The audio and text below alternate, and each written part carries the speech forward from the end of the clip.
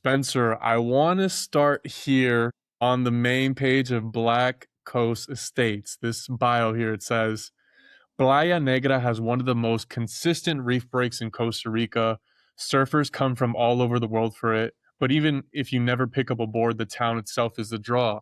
It's small, walkable, laid back, local cafes, weekend markets, yoga studios, and restaurants that are open year round. No high rises, no resort chains, just a community that works. My first question, Spencer, is like, how did you find the specific location? I know you live in Utah. For myself, it seems like a crazy task to go into like a completely different country and then pinpoint the exact coordinates to where you want to build this. Talk to me a little bit about that. Uh, that's a great question. Yeah, so 2022, I wanted to change, and long story short, I landed on Costa Rica, and so I spent a whole year just traveling that Guanacaste coast. Took multiple trips into different beach towns with different agents, and kind of fell in love with Playa Negra. So that's where I landed. But it was after, I don't know, looking at 100 properties at least. Yeah. Dope. And when you say in 2022 you want to change, like what exactly do you mean? Like career wise, life wise? Talk to me a little bit about that. Yeah, I was doing real estate development in Utah, and I basically just kind of picked up what my dad had left off. He was looking to retire and had, at the end of his career, started to dabble into real estate development. So I was able to just kind of pick up his LPs and keep building. So I did a couple real estate developments in Utah, and honestly, I was just nervous about interest rates. So, I mean, that, if I had to summarize it, I was just scared of interest rates going up. I felt like in Utah and the US in general,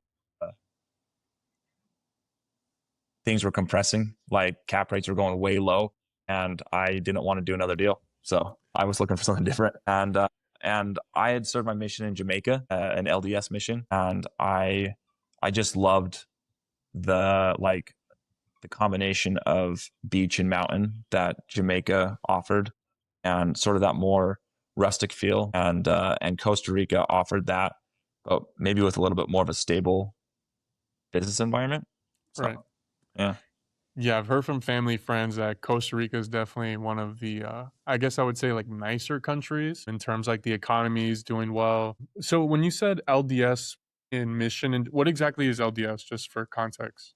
Yeah, so I'm a Mormon, Mhm. and so Latter-day Saint, shortened. And so, often at 18 years old, we'll go on like a 2-year service mission. So I just sent in like basically my application, and they sent back that I'd served 2 years in the Jamaica Kingston mission. And that covered Bahamas, Turks and Caicos, and Cayman Islands.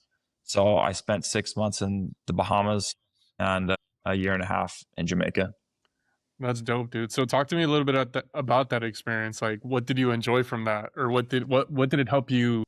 I don't know, mate, because I feel like it's a huge difference from going from Utah to the Caribbean. Like, I just want to get your take on that.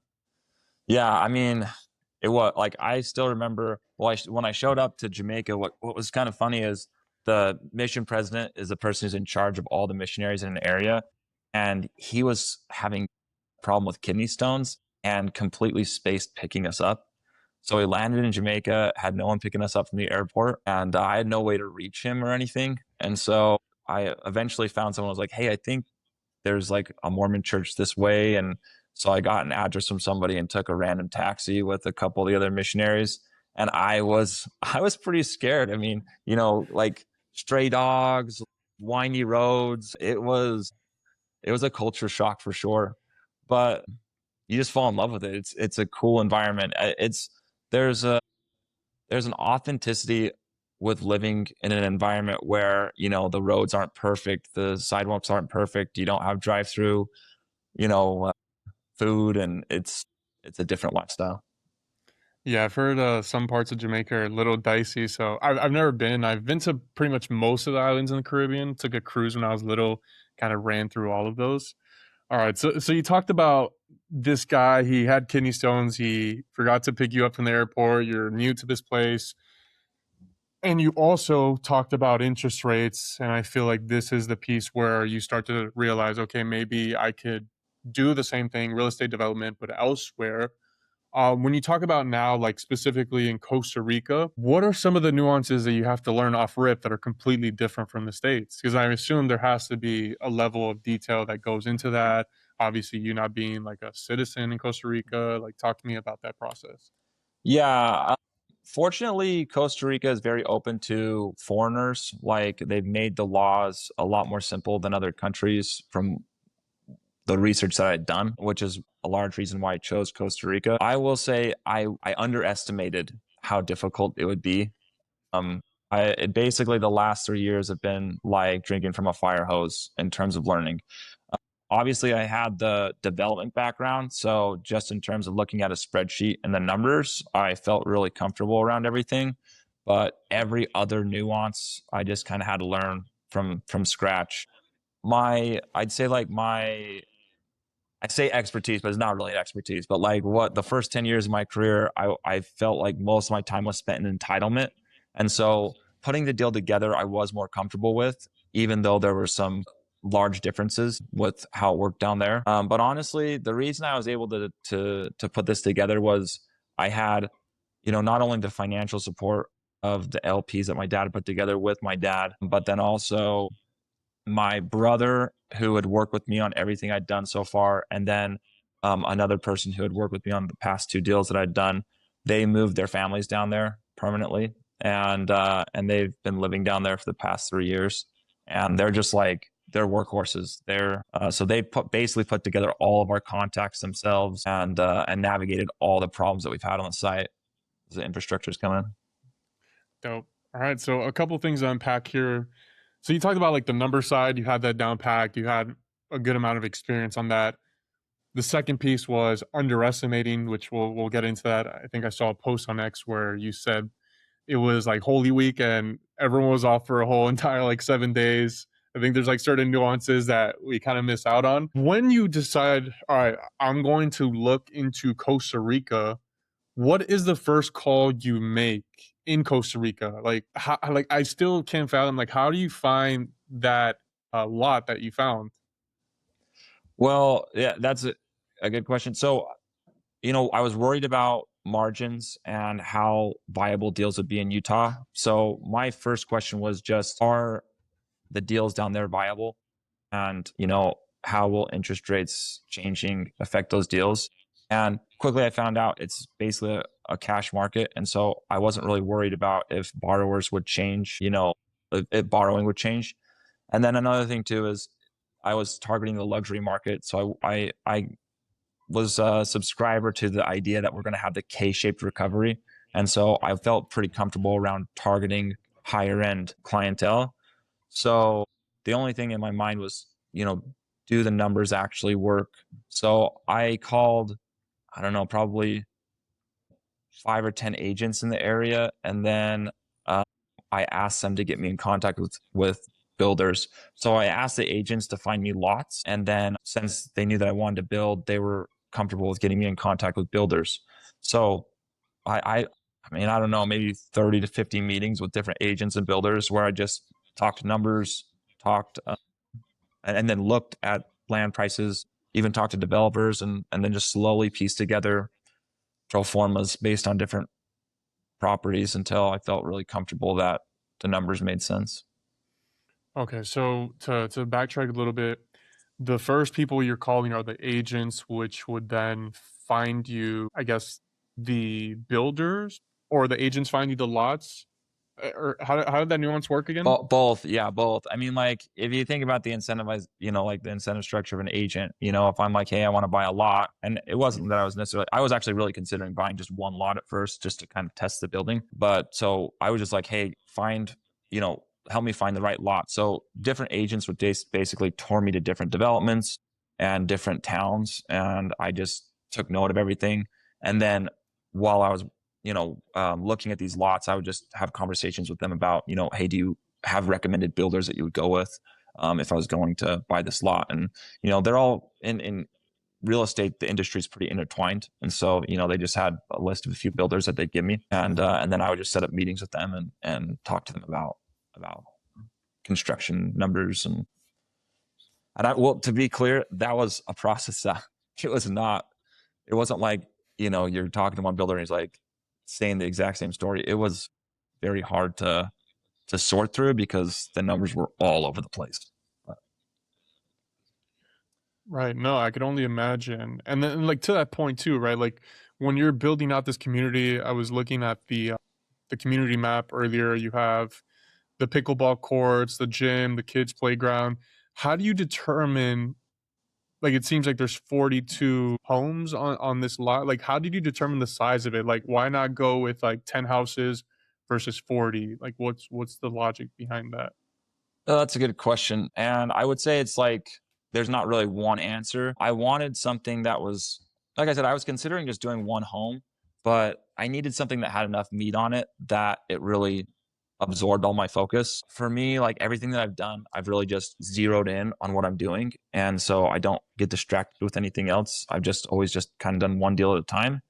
And especially where I was living in Utah, I needed enough to incentivize me to keep flying down consistently, build out a team to get it done.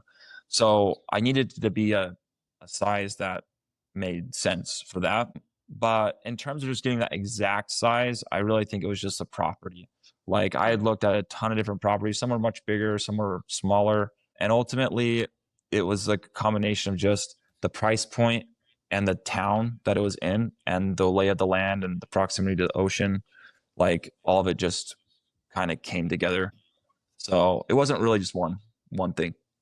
Right. No, that makes sense too. Also, I think from the perspective of the LPs and GPs, they'd probably want like a sizable deal, like same as yourself. To backtrack a little bit though, you talked about how like Costa Rica is a cash market. Can you tap into a little bit about that? Is that more so a lot of I guess individuals from different countries that pour money into Costa Rica? Talk to me a little bit about that. Yeah, I mean, like in like real short summary, the banking systems are just not that intricate, and so the options for lending are limited. And it's actually even gotten, since I've been there, there's been some American lenders that are like bringing on better options, but all lending is just limited. And listening to your podcast, I've seen you're a Bitcoiner. Like Yeah. I subscribe to the same theory, and so easy credit creates bubbles, and and so in that down in Costa Rica, there's just not, credit's not very accessible to a fault in a lot. So like on my project, I thought, okay, I'm taking, $5.5 million of equity that I've raised. I'm going to turn that into $14 million worth of lots. And I thought when I did that, that there'd just be banks ready to lend on the collateral and everything. And I've really struggled getting any loans of size. And so but what that does is it, you know, the value of the assets down there don't run away. They don't increase at a rate that doesn't make sense because everyone's looking at almost like a cash on cash type return. So it doesn't get inflated as easily. So to better understand that, given that credit is hard to get access, right? Like mostly cash, you're saying the market is less volatile in terms of like real estate prices in Costa Rica, or more so like specifically when you talk about like real estate development? Both. And if someone was arguing with me, they'd say, "Hey, Costa Rica got killed in 2008," which is true. And obviously, like credit is, there's a spreads much wider than just its direct loan. If credit, if there's issues in the U.S., it'll affect everywhere, sort of thing. But but what I would say is, where people can't access credit, the prices stay low. So, for example, the land prices in Costa Rica compared to what I was looking at in Utah for how much you're going to make off the land is crazy different. Like land is extremely cheap in Costa Rica for what the end result will pay you, but homes are easier to get credit on. And so I do think that the homes are more inflated than the land. So I would say it's less inflated in the development process than it is at the end product. Got it. And what was the thought process when I was reading through Twitter? I think a lot of tweets were talking about like the specific location. Why did you decide to have a location that's a little like 2 hours from an airport, not like so touristy? Was it more so from a cost perspective, or sort of like a vision of like Airbnbs that's a little bit secluded? Talk to me a little bit about your logic there. Yeah, for me, it was probably more on the visionary side of just like what I was creating. So I've got, I've got 4 kids, and that's what, my family is what I think about most right now. And I was looking at this, especially as like 2020 was, you know, hadn't completely worn off yet. And I really liked the idea of having a place where I could take my family that was outside of the hustle and bustle per se, outside of political climate, just something where you could be ingrained with nature, but also just somewhat more secluded. So there's definitely like that avenue. And I think a lot of people have felt the same thing over the last 5 years. Like I saw a post the other day that was like something, it was talking about the millennial generation, but it was like, we were sold technology, and for so many years it was great. And then over the last, 5 years, it's basically, we've been trapped in these subscriptions, and, the algorithms are taking us over. And I really subscribe to that. I wanted something where you felt like I can put away my phone, I can put away the internet, and I could just focus on being with my family.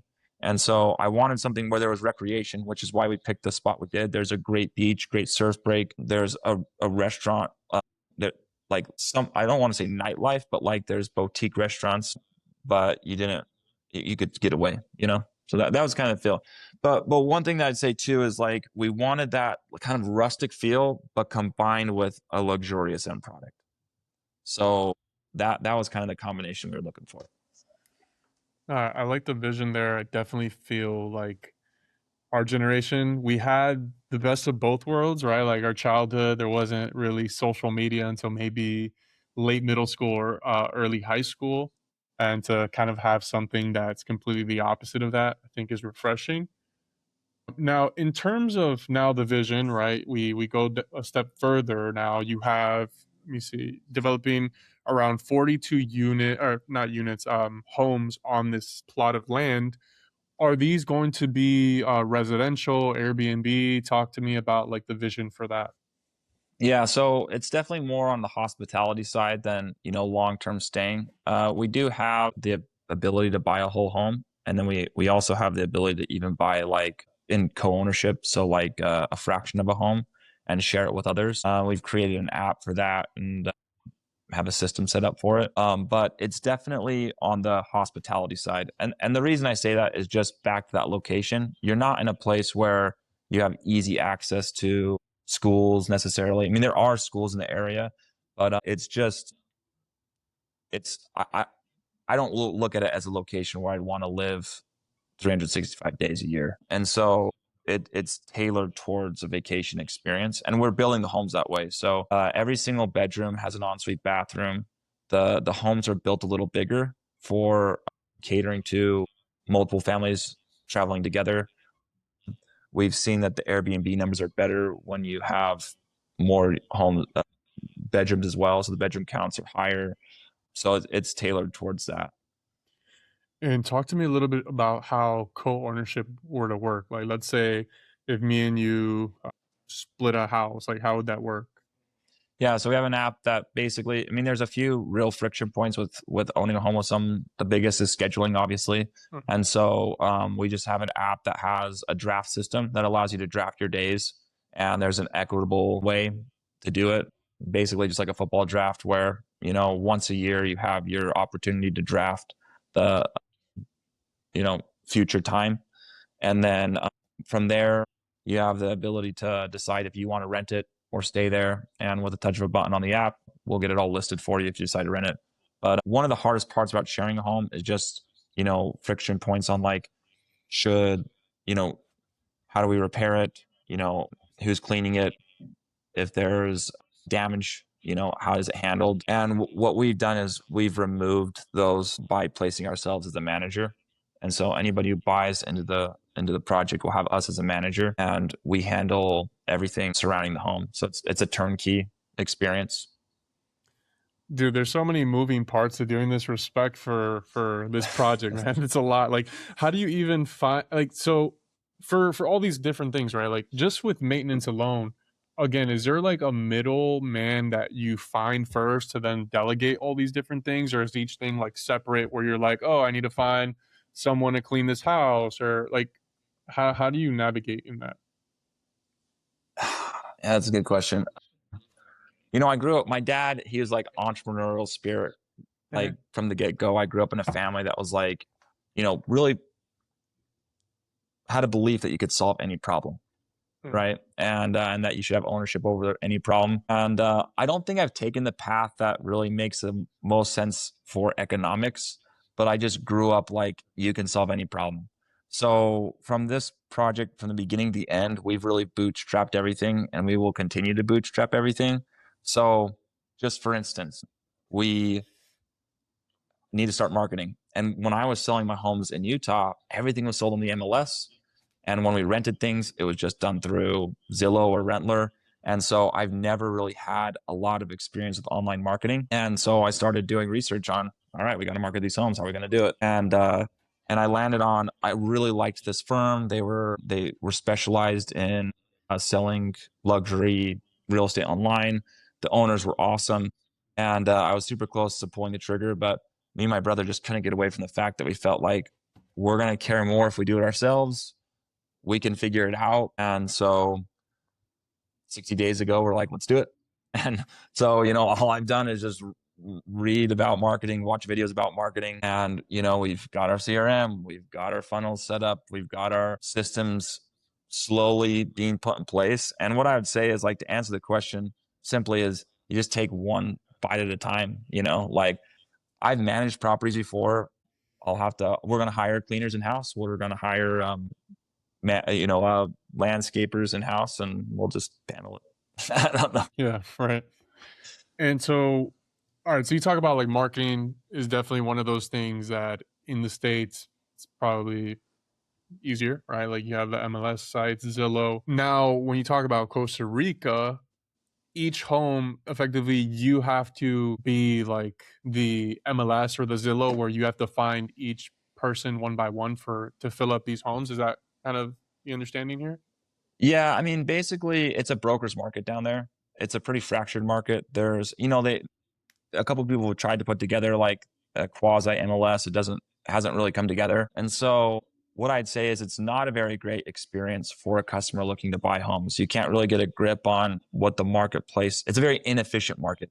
And so we actually just were planning on selling to the broker route because that's the standard selling process down there. But with co-ownership, it was just a really complicated product, and we felt like the only way it was going to work is if we were educating the buyer. And then just back that whole hands-on approach, we felt like we could. We only got 42 homes. We felt like we could find the buyers, you know. Yeah. So So, talk to me a little bit more about that last piece in terms of like you said, originally you thought you would sell to a broker. I guess like break this down if I were like 10 years old. You would effectively sell it to an individual that would then sell the whole entire lot, like find the people one by one. sorry, no, I wouldn't sell. I just sorry, I don't. I might have said the wrong thing, but you just list it with a broker, so just like an agent. Okay. And so yeah, basically, I would say the standard development down there, they get a an exclusive broker, and they put it on their site, and then they interact with the different big players down there. And there's a dozen or so, like, real, like, bigger agents, and then a bunch of smaller ones. And the game is kind of, you know, someone goes down there on vacation, they're really excited, you bring them into their office, you wine and dine them, and then you pitch different real estate. I mean, that's kind of the game. And I want to build up the broker relationships over time, but I want to focus first on building an online funnel, which we've basically done now. We're starting to get quality leads. And so I would be surprised if a year from now we haven't sold a bunch of homes. A- And are you leveraging, because I see every day on X you post an update, you're very much on top of it. Do you see X as like a funnel potentially for to get people into these homes, or what's kind of your guess thought process on X and growing that for yourself? Honestly, X, my thoughts on X have morphed a lot over time. I Mhm. started on X because I just loved it. Like I love posts on X. It's funny because like I have like I hate LinkedIn, but I love X. And LinkedIn is actually probably a better networking tool, to be honest. Like as I post on LinkedIn, I tend to get better contacts coming out of it. But like I just love X. But in terms of my goals, honestly, I would say when I started back, I went to Reconvene, so Moses Kagan's convention, and I was really inspired by he gave a pitch on like raising capital online, and so I was just like, man, I got to get online, and I didn't need to raise any capital at the time, so it was more about like building that sort of like building a reputation beyond just the people you know in your local network, right? So it's networking, I guess. I'll be honest, I don't know if I've had any like oh wow, X has really done this or that, but I enjoy it. I mean, I'm here with you because you saw me on X, Exactly. right? So Exactly. Yeah, exactly. Yeah, no, that's true. I mean, to that point too, I'm not really a big fan of LinkedIn either. I don't know. It's just for myself, it's just like it's not the same in the sense of I feel like every time I go on it, it's just someone posting how they got a promotion or like a new job, versus X is a little bit more like chill and more informative in my opinion. X, It's you get the people that chirp you, like I mean, obviously you hate when you're on the wrong side of it, which I've been a few times, but like I feel like it's more honest. Like on LinkedIn, I see a post, I'm like, I need to comment on that and say, or at least read the comments calling this guy out, and it never happens. Where on X, you say something kind of silly per se, and you're gonna get it. You're gonna get it. 100%, 100%. And so back to your project, right? Like when you initially started, what was the timetable, and now what is currently the timetable for completion? Like, and I just want to get your thought process on this as well, because I feel like a lot of times maybe we have a deadline, and then it's like, okay, well, this occurred that wasn't going to happen, and like, talk to me a little bit about that. Yeah, honestly, the timeline of this project has been brutal in my Mm. I thought that I'd be done like 2026, 2027. I thought I'd be like not done, but I think I thought I'd be like 2 years ahead of where I'm at. The entitlement process took an extra year than I thought. And it was me being cocky. Like so many people had told me it takes a long time. And I'm like, just thought they were being lazy, Yeah, and they weren't being lazy. I mean, some people were, but it just takes a long time. You're not going to get a condominium approved, a horizontal condominium in Costa Rica approved in much under 2 years. So that took longer. Infrastructure took a little longer than I'd hoped, but honestly, it wasn't really one thing in particular. Every single thing's taking a little longer. Like the home that I built took 2 months longer than I'd hoped for the model home, and what I would say is a lot of it is inexperience. I thought, okay, I've built over 100 homes. And I build homes in under 6 months. I can do it, and it's just you learn new things. yeah. I do think that I'll get it. Like I think we're gonna build faster. We're learning, but the learning curve's been bigger in terms of like current timeline. Honestly, a lot of it will be based on how quickly I sell, but I'd be surprised if we're not done in 3 years. Mhm. And when you So, talk about inexperience and stuff, like, is it more so that just like it's just a different ball game and dealing in a different country, and just like the speed of transactions and building everything is just vastly different? yeah, that's true. I would say it's a combination of things. One thing that I'd say underestimated is I was building originally in my hometown. So I was in the town my dad grew up in, my grandpa grew up in, my great grandpa grew up in, and so I had a vast like layers of contacts, and so that was very helpful. Then on top of that, systems that are in place in the U.S. I just overlooked them. Like there were reliable, like just take the brokers versus the MLS, for instance. There's all sorts of layers of those kinds of things that you don't think about, that you have to sort of like bootstrap your way through, as opposed to just having like a seamless experience that's just like almost being on a conveyor belt. And in the US, we take that for granted, or maybe I take that for granted. There's Yeah. probably a lot of people that were in the US that would have seen that, but I didn't. Yeah, no, I mean, just I can only imagine how difficult it is and just like the differences and nuances between like even probably like regulations and all that. It seems like a huge task at hand. So when it's all said and done, when let's say this is complete, construction's complete, you have all the houses, I guess, occupied, what is the next thing for you? Is it just to manage those properties or what's like your thought process?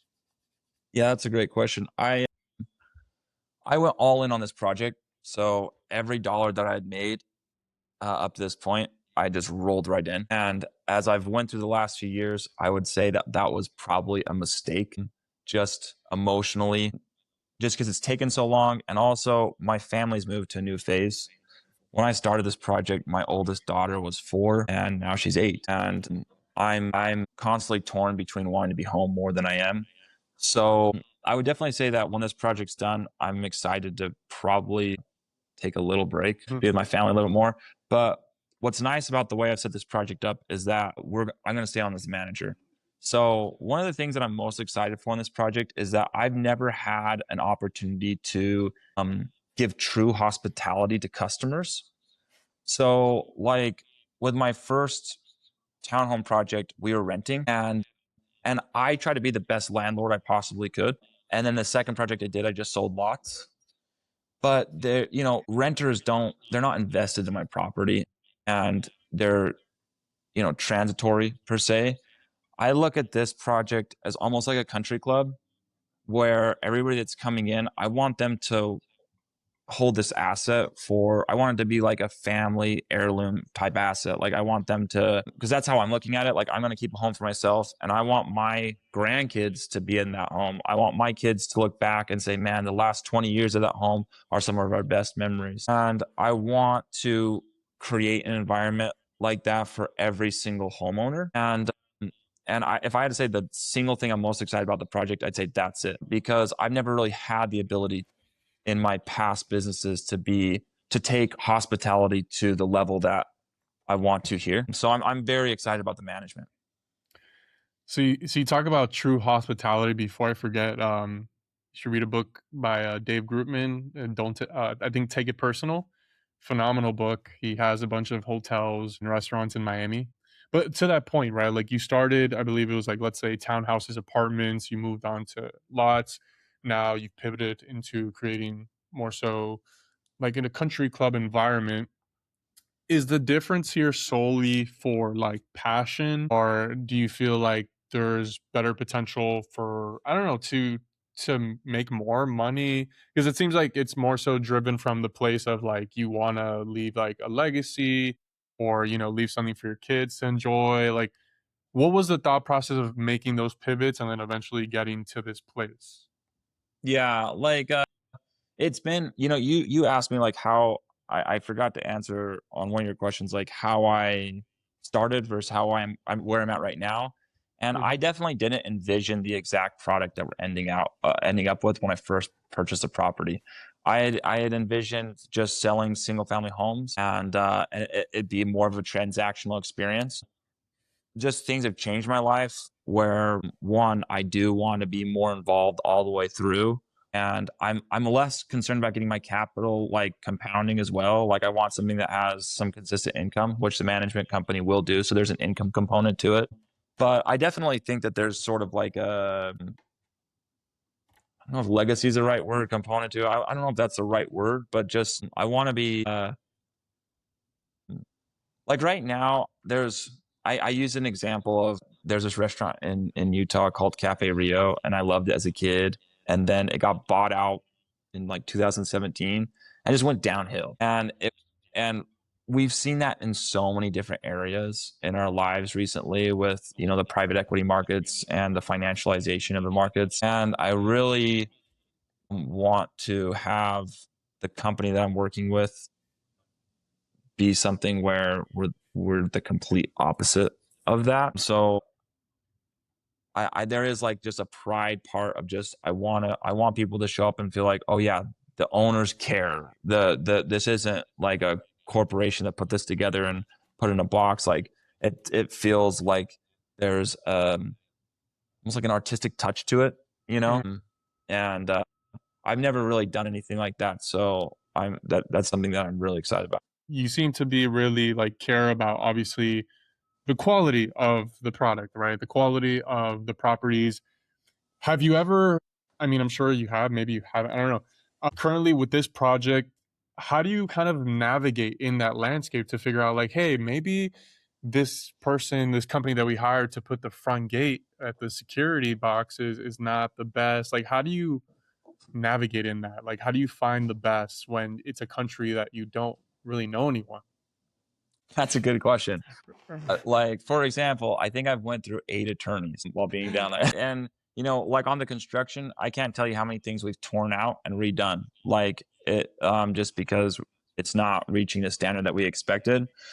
And so it'll be a part of that. Like I really enjoy reading about Steve Jobs and how he controlled the whole like ecosystem inside of Apple, like compared to sort of like the Windows version of how to handle like that sort of like what's the word, like sort of philosophical difference between where Microsoft went and Apple went.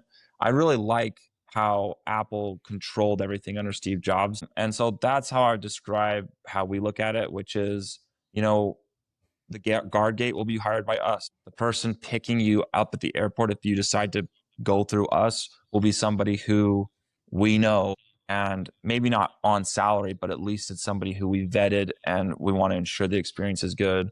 When the landscape will be in house, we want to control every single environment so that I know if my guy who's my guard gate guy is having a hard time in his marriage, or if the landscaper, is, something's going off, I know, and I can make those changes before they become a problem. So Yeah, those are, control yeah. is maybe the answer. Yeah. Yeah, no, I mean, I could tell how much you care. Like when I was going through X, like everything, every little detail is accounted for. Like there was one post that you had of the jacuzzi, and you're like, should we have plants on the jacuzzi, like on the corner of it, or no plants? So I could tell you're very much detail oriented.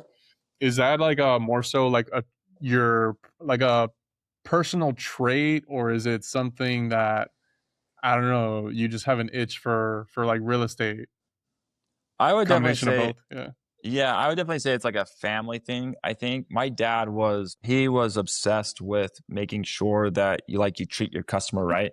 He actually ran like a spook alley in Utah, and he was obsessed with making sure that the customer is treated right and that the product, that you really loved the product. I would definitely say in terms of this project and how it's turning out detail wise, and it's turned out great. Anybody who visits can check it out. It's like I'm very proud of what we've created. I had to hand it off to my brother. He is like the guy talking personality. He has a personality where every detail matters, and so sometimes he'll even drive me crazy where we will labor for hours over minute details. But that's what matters. You feel it when you show up. You feel it, and so I think it was a family thing combined with I've got a brother who's also just dialed in on that stuff. So. I love that, Spencer. So where can people find you on X? Where can people find Black Coast Estates to learn more? Talk to me about that. My X handle, Spencer T. Barber, and that's definitely the easiest way to get in contact with me. If you want to talk, just send me a DM on X, and then website just blackcoastestates.com. Love it. All right. Well, Spencer, I greatly appreciate your time. I learned a lot today, and thank you again, man. Cheers. Yeah, Gabriel, really enjoyed it. Take care. Thank you, man.